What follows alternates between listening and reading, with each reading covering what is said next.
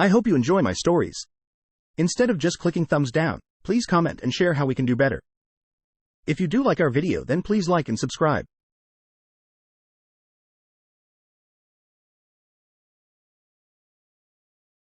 I have really learned to hate HOAs with a passion. For me, it was a case of everything falling apart all at once. Okay, so I've made some bad life choices. Not too much I can do about that. I never thought I'd find myself tangled up in the mess that is a homeowners association. But here I am, knee-deep in chaos and regret. It all started when I made the mistake of marrying someone whose understanding of logic seemed to be a bit off. Let's call her my soon-to-be ex-wife. She had this grand plan of marrying me, living with me for a year, and then walking away with half of everything. Screw that. I had a prenup in place to protect my assets, including the house I'd bought just before our marriage. As soon as she realized she wasn't going to get her hands on half of my belongings, she went off the deep end.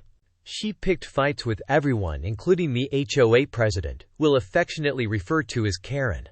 And trust me, the name fits perfectly. Karen and my ex-wife went head-to-head, and it seemed like every day brought a new fine from the HOA. But instead of telling me about it, my ex just tossed the notices aside like they were nothing. Fast forward 6 months, and I finally had enough of her antics. I kicked her out, but by then the damage was done. The HOA had slapped a lien on my house and was ready to seize it. I'll never forget the moment I came home to find my belongings strewn outside, alarms blaring, and a sheriff lurking around. It was like something out of a nightmare. But I wasn't about to go down without a fight. I called my lawyer, scrambled to shut off the alarms, and started pushing back against the HOA's onslaught. My defense? Lack of proper notification. And so began the legal battle of the century. In the midst of all this madness, I discovered a silver lining. Turns out, every time the HOA tried to enter the property, the alarms would go haywire. It was almost comical how their attempts were constantly thwarted by my trusty security system. The bank got wind of the chaos and swooped in, declaring themselves the primary lien holder on the property.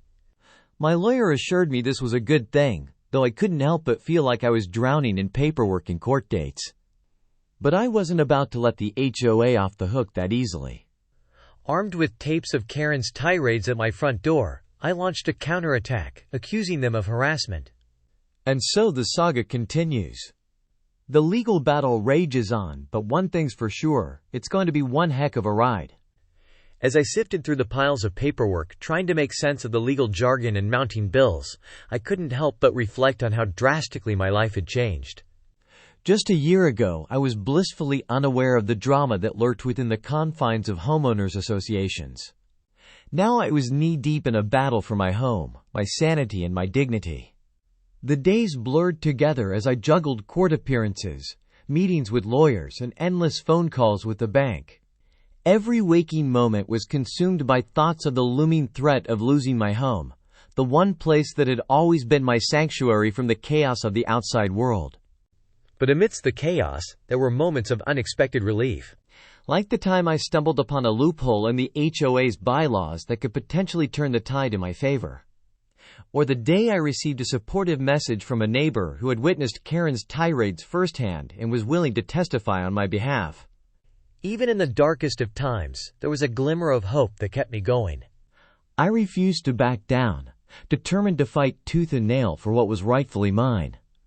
And with each small victory, I felt a renewed sense of strength and determination wash over me. But as the legal battle dragged on, I couldn't help but wonder how much longer I could keep up the fight. The mounting stress and financial strain were taking their toll, threatening to break me down when I needed to be stronger than ever. Yet in the face of adversity, I found an unexpected source of resilience within myself. I refused to let the HOA, or anyone else for that matter, dictate the outcome of my life. I had come too far to give up now, and I would see this fight through to the very end, no matter what it took. And so, armed with nothing but determination and a stubborn refusal to accept defeat, I braced myself for the next chapter in this roller coaster of a journey. The road ahead would be long and fraught with challenges, but I was ready to face them head-on, one legal battle at a time. Okay, it was pointed out to me that people still have some questions, so I will try to answer them. I really can't talk much about the lawsuits because they are pending, but there are several, one against the Karen directly because she seems to, or it looks like, or it can look like she abused her power, and issued fines as retaliation against my now almost ex-wife. The HOA itself for failing to notify me directly. My wife was never listed on the deed, so informing her apparently doesn't count, or so I have been led to believe. I do have money. I own a great company that does quite well. The financial burden I referred to is more in dealing with the value of the house. If I win the lawsuits, I may not be able to recover my legal from the other side. It gets tricky. I do not want to spend more on lawyers. The house is worth. I was only planning on staying in the house for a couple of years, and then start building a better house on some property that is of course nowhere near an HOA. That plan has not changed. However, the wife will no longer be part of it. My lawyers are confident that will win. Well, me, not so much because sometimes shit goes sideways. I will try to provide an update in the future. Update 1. Well, the lawsuits are all done. I had the house back. The bad news is that I was still on the hook for all the lawyer bills, my lawyers. At best, I figured that I had broken even, and they basically paid the mortgage for all the time I wasn't allowed in my house. Karen, bless her sweetheart, came over and apologized for all the trouble. I said some bad words and slammed the door in her face. I later learned she was removed from the HOA board and may lose her house. The house is now listed for sale because I really have had enough. I had the property I was looking for and construction has begun.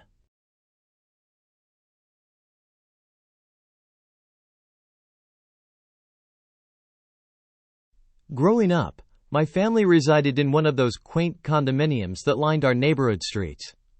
These condos stood tall, three-story structures with a ground-level garage, a feature governed by the ever-watchful eye of the HOA. Within this community, there lived a couple who entrusted me with the care of their beloved feline companions whenever they were away. They were a childless pair, their home filled not with the pitter-patter of little feet, but with the gentle purring of numerous cats. One day, this couple decided to embark on a rather unconventional endeavor.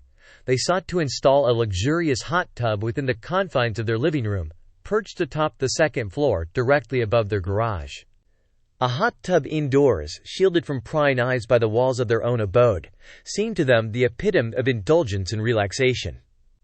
Unaware of the storm they were about to brew, their decision would incite a flutter of controversy within our otherwise serene community. The mere mention of a hot tub inside a private residence sent shockwaves through the ranks of the HOA neighbors, typically preoccupied with mundane matters, suddenly found themselves embroiled in a heated debate over the installation. Their objections, fueled by an irrational fear of potential flooding and a misguided sense of propriety, reached a fever pitch.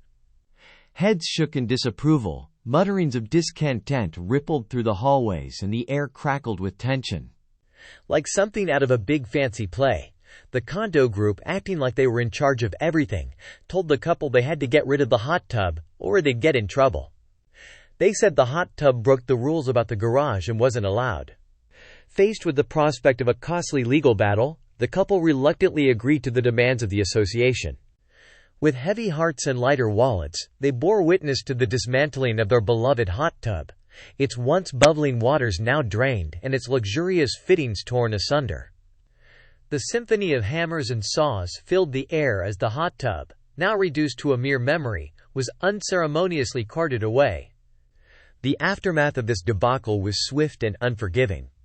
Bereft of their cherished amenity, the couple made the agonizing decision to part ways with their condo, bidding farewell to the place they once called home. As the dust settled and the echoes of discontent faded into the distance, I couldn't help but feel a profound sense of injustice. To this day, I remain convinced that my neighbors' actions were nothing short of petty jealousy masquerading as righteous indignation. They couldn't bear to witness the joy and contentment that the hot tub brought to the couple's lives, perhaps because they themselves yearned for such indulgence, but lacked the means to attain it. In their quest to enforce conformity, they had unwittingly extinguished a beacon of happiness, leaving behind only bitterness and regret in its wake.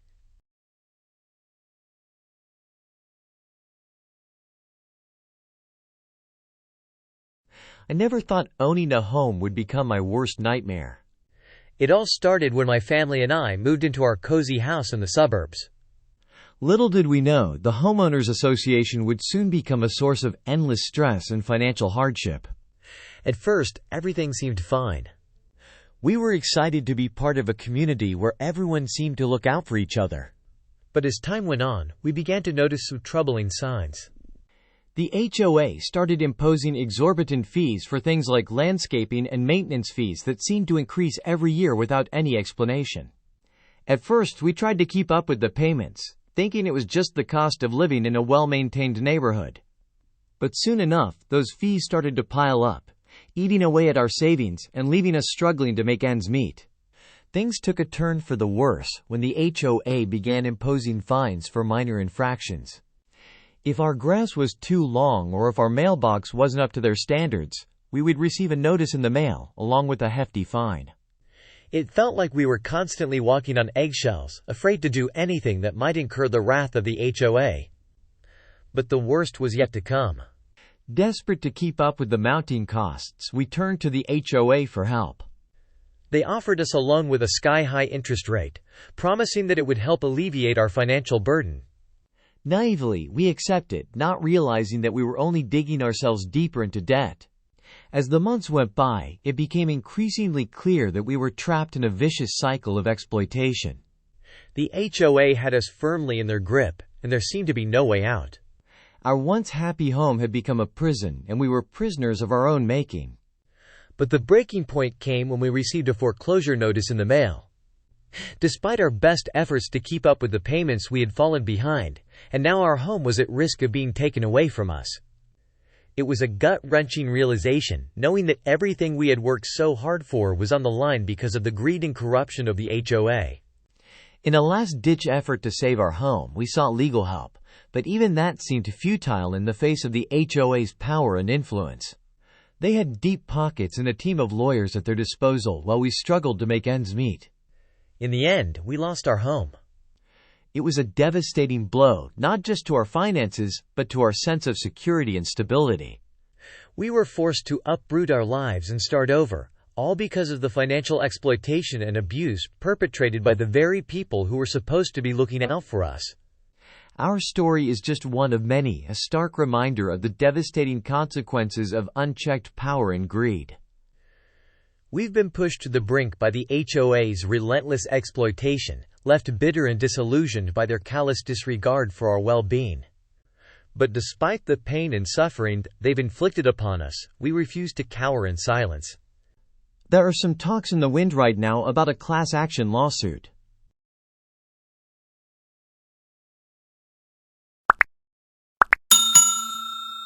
I would like to thank you for watching the video to the end. To encourage us to make more videos, please like, subscribe, comment, as well as share. Check out this other video if you haven't already.